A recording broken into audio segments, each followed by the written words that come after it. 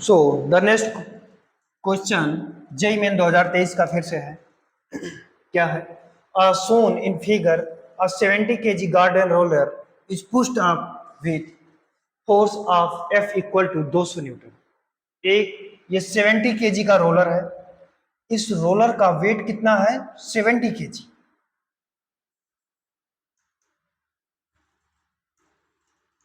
Clear? 70 kg का roller है, उस पे एक फोर्स लग रहा है क्या? F, जो कि जिसकी वैल्यू दे रखा है कितना? Equal to 200 newton. ठीक, ये देखो 70 kg का roller at an angle of 30 degree with the horizontal. ये एंगल हॉरिजेंटल के साथ कितना है? 30 डिग्री। क्लियर?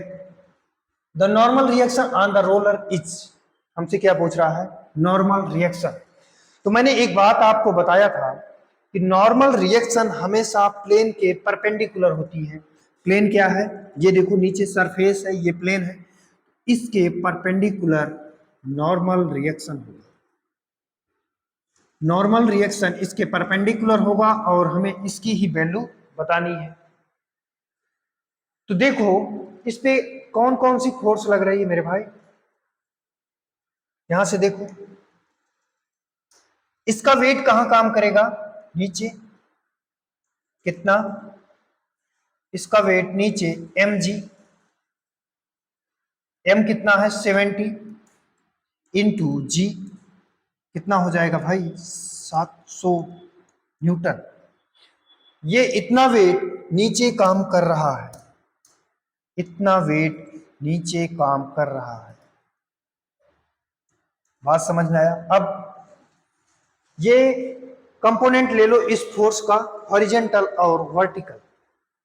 पर यहां पर लोगे तो एक प्रॉब्लम आएगा, डायरेक्शन लेने। जब भी इस तरीके का फोर्स हो कि उसको पुश कर रहा है और मोशन आगे की तरफ हो रहा है, तो क्या किया करो? हमेशा इस फोर्स को आगे बढ़ा लो। कोई दिक्कत क्या? कितनी है? 200 न्यूटन।